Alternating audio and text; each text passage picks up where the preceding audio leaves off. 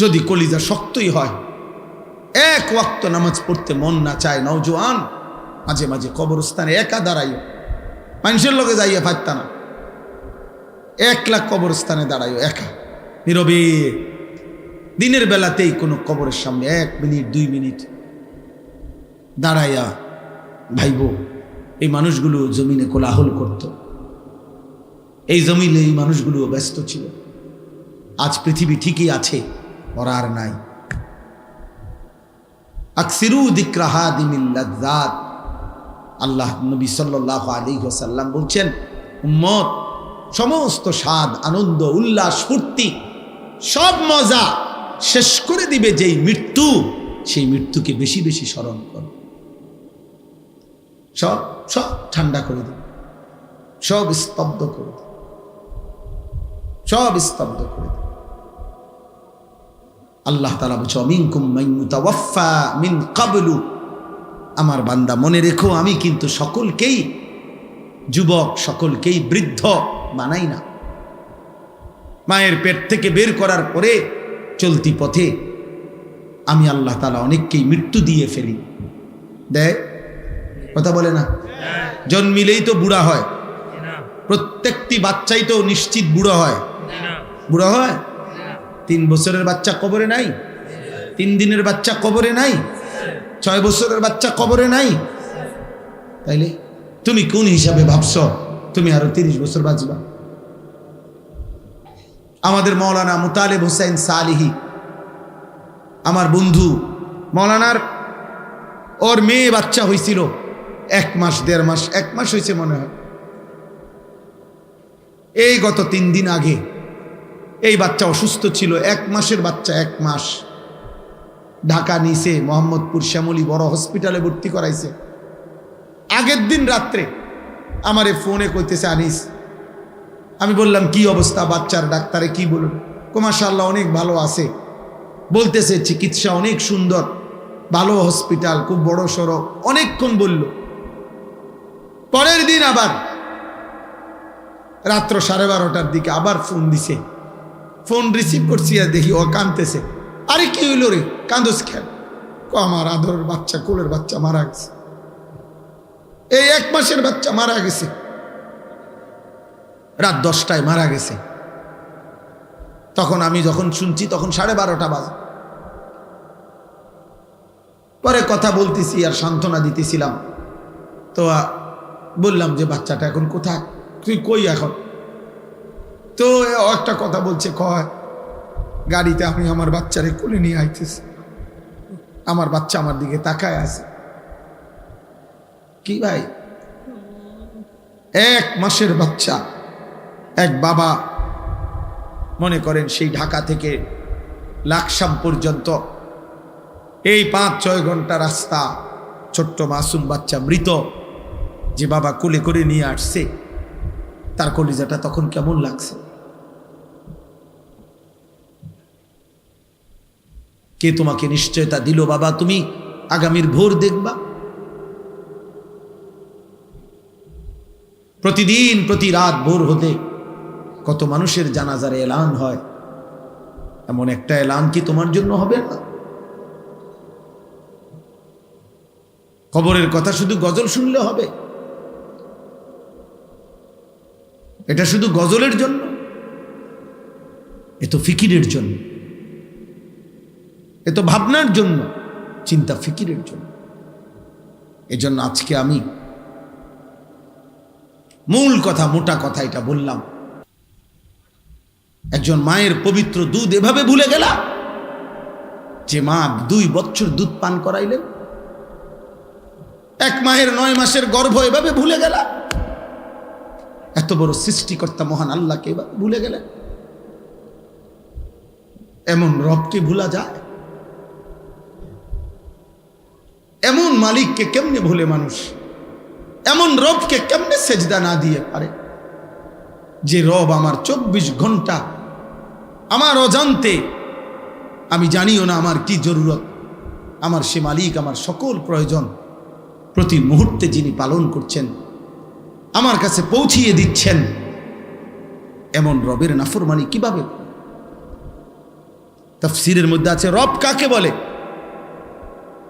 রব বলে ওই সত্তাকে যিনি কোনো বস্তুকে, কোনো জিনিসকে, কোনো কিছুকে তার একেবারে প্রথম অস্তিত্বের প্রথম মুহূর্ত থেকে নিয়ে চূড়ান্ত শেষ পর্যন্ত ধীরে ধীরে সে বলুক বা না বলুক, জানুক বা না জানুক, বুঝুক বা না বুঝুক, তার সকল প্রয়োজন যথা সময়ে যিনি নিজ ইচ্ছায় পৌঁছাচ্ছেন, দিয়ে দিচ্ছেন, ব্যবস্থা করছেন, এমন সত্তা, এমন মালিককে বলে রব।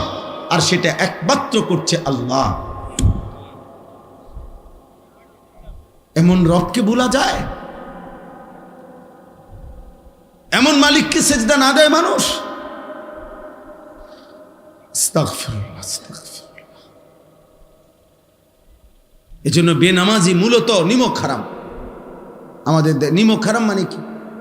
যার ঘরে ভাত খাইছিল, নুন খাইছিল, এখন তার দিকে উল্টাইয়া তাকাইছে, অনা তারে চেনে না, এরই তো সমাজে কয় নিমক হারাম। মানে নিমক মানে নুন।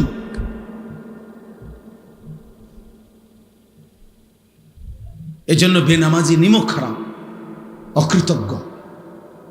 আল্লাহ যেন বলতেছে, বান্দা এই মাত্র এক প্লেট ভাত, এতগুলো তরকারি দিয়ে আমি তোরে খাওয়াইয়া পেট ভরাইলাম, তুই নাফরমান আমারে একটা সেজদা দিলি না। 8 ঘন্টা ঘুম পাড়াইয়া আমি তোকে এই মাত্র ঘুম থেকে জাগাইলাম, তুমি আমারে একটা সেজদা দিলা না। এত অকৃতজ্ঞ মানুষ হয়? এত যত্ন করে আমি বানাইলাম, এত মায়া করে আমি বানাইলাম, এত আদর করে আমি বানাইলাম।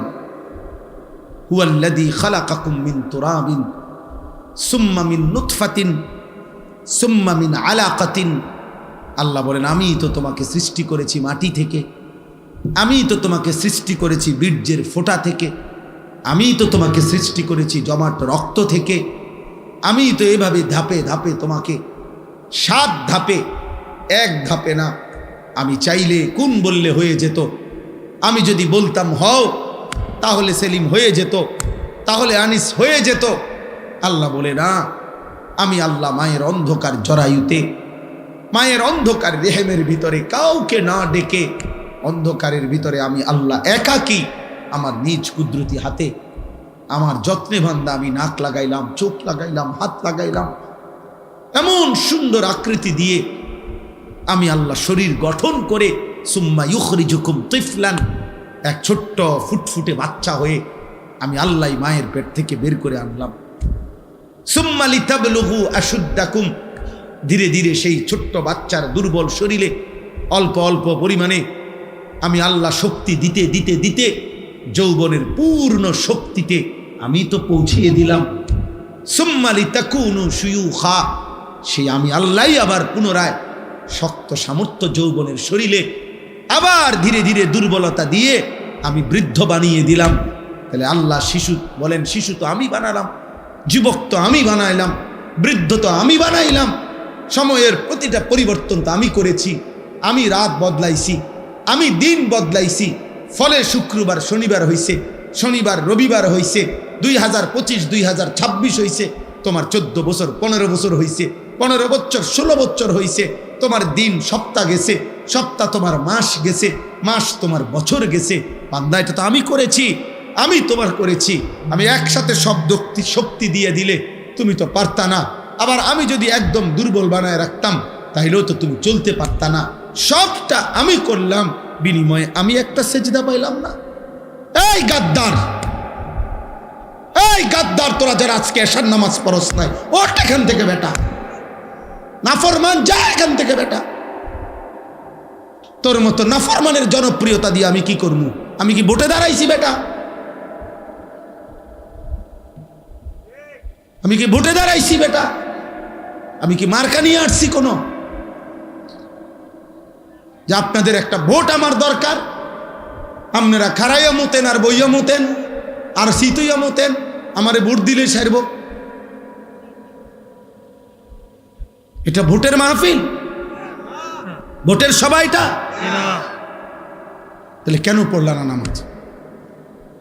বলো নির্লজ্জ ছেলেরা, এই লজ্জাহীন ছেলেরা, বেহায়া, এশার নামাজ যারা পড়ো নাই, এখন বের হও। যদি ফেরেশতা ঘাট ধরে বের করে দেয়। এবং খোদার কসম মনে রাখবা, আজ মনে হয়েছে তো বের করে নাই, আল্লাহর কসম, রব্বে কাবার কসম, বাইলে বাইলে ফইলা হাসরের দিনে এরকম সব বেঈমান, নাফরমান, পাপী ইমানদারদের সাথেই দাঁড়াবে প্রথম। মনে করবে মনে এই রঙেই দিন গেছে, দুনিয়াও তো সিটার বাটফার আসিলাম, পালা মানুষের লগে ফার হইয়া গেছি। হ্যাঁ, আখেরাতও মনে এমন হবে। কোরআনুল কারীমে আল্লাহ বলছে, হাসরের দিন আল্লাহ তাআলা ফেরেশতাদেরকে সামনে রেখে বলবে, ওয়ামতাজুল ইয়াউমা আইয়ুহাল মুজরিমুন, এই নাফরমান, সুদখোর, হারামখোর, বেনামাজি, বেঈমান, মুশরিক, মুনাফিক, বেরো আমার রাস্তা, বাইরো বাইরো। আজ ইমানদারদের কাতার থেকে, আজ আমার জান্নাতি বান্দাদের কাতার থেকে, আজ আমার সাজদাওয়ালা বান্দার কাতার থেকে বাইরো। তুই জানোস না ফরমান, আমার বান্দা কতটা কষ্ট করে ফজরের নামাজ পড়ছে। এক লগে ভাত খাইতে দিছি মনে করছো এক লগে জান্নাতও দিব? হ্যাঁ, ফাইজলামি মনে করছো? জান্নাত আর বাতের থালা এক কথা। দুনিয়া বাতে না খাইতে দিছি ইমানদারেরও নাফরমানেরও, দুনিয়া একটু ঘুমাইতে না দিছি, এগুলো তো আমি জানোয়ারকেও দিছি। দুনিয়ার খানা তো আমি জানোয়ারকেও দিছি বেটা। আজ আখেরাত দেব না, এক ঢোক পানিও হবে না, এক লোকমা খাবার মিলবে না, বেরো। কোরআনুল কারীমের মধ্যে আল্লাহ তাআলা বলছেন, আল মালু ওয়াল বানুনু জিনাতুল হায়াতিদ দুনিয়া। অর্থ সম্পদ, সন্তান আদি, পরিবার পরিজন, এগুলো কেবলই দুনিয়ার সৌন্দর্য। এই দুনিয়াতেই যা একটু ভালো লাগতেছে, টাকা আছে, পয়সা আছে, ক্ষমতা আছে, ছেলে ফেলে আছে, বাড়ি বিল্ডিং দালান আছে। কিন্তু আল্লাহ তাআলা বলেন, ওয়াল বাকিয়াতুস সালিহাত খায়রুন ইনদা রাব্বিকা সাওয়াবান ওয়া খায়রুন আমালা। আল্লাহ তাআলা বলেন যে আল্লাহর নিকট যদি কোনো বিনিময় চাও, সর্বোত্তম কোনো প্রত্যাশা করে থাকো, আল্লাহর কাছ থেকে যদি কিছু পাওয়ার আশা করে থাকো, সেটা শুধুই কেবল চির বাকি থাকবে, যা আখিরাত পর্যন্ত, পরকাল পর্যন্ত, সেটা হচ্ছে as-salihat, যাবতীয় নেক আমল, যেটা আমার জন্যও জরুরি, শ্রোতাদের জন্যও জরুরি, সবার জন্যই জরুরি। as-salihat, সমস্ত নেক আমল, আল্লাহ তাআলার জিকির, আল্লাহ তাআলার ইবাদত।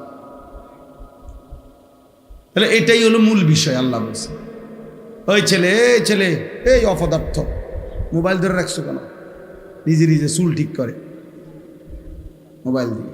চুল তো অনেক সুন্দর তোমার, মাশাআল্লাহ।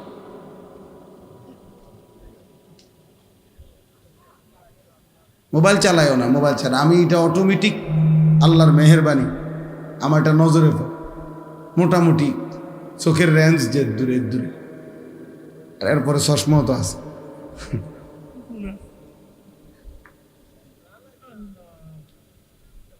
এই জন্য মূল বিষয় হলো as-salihat, নেক আমল। আখিরাতের পুঁজি হলো নেক আমল, আখিরাতের সম্পদ। ওমা হাদিহিল হায়াতুদ দুনিয়া ইল্লা লাহবুন ওয়া নাঈম। আল্লাহ তাআলা বলেন, দুনিয়ার জীবন আর কিছুই নয়, শুধুই তামাশা, শুধুই খেলাধুলা। ওয়া ইন্নাদ দারাল আখিরাতা লাহিয়াল হায়াওয়ান। আর আখিরাতের ঘর জান্নাত, সেটাই কেবল জীবন, বেঁচে থাকা, জীবনের সার্থকতা জান্নাত।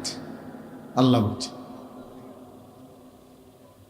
কোরআনুল কারীমে, আল্লাহ বলেন, ফামান যুহজিহা আনিন নার ওয়া উদখিলাল জান্নাহ ফাকাদ ফাজ। যাকে জাহান্নাম থেকে মুক্তি দেওয়া হলো, জান্নাতে প্রবেশ করানো হলো, সেই কেবল সফল হলো। আমাল হায়াতুদ দুনিয়া ইল্লা মাতাউল গুরুর। বাকিটা দুনিয়ার জীবন, আল্লাহ নিজেই বলছেন, ধোঁকা। মাতাউল গুরুর, ধোঁকার সামগ্রী, প্রবঞ্চনা, ধোঁকা। গতকাল যাকে দেখছেন হাসছে, আজ শুনবেন হয়তো সে কাঁদে। গতকাল যে ছিল সুস্থ সবল, আজ হয়তো সে অসুস্থ, হাসপাতালের বেড। গতকালকে যে ক্ষমতার উচ্চ পদে ছিল, আজ সে পথে পথে ঘুরে। এরকম।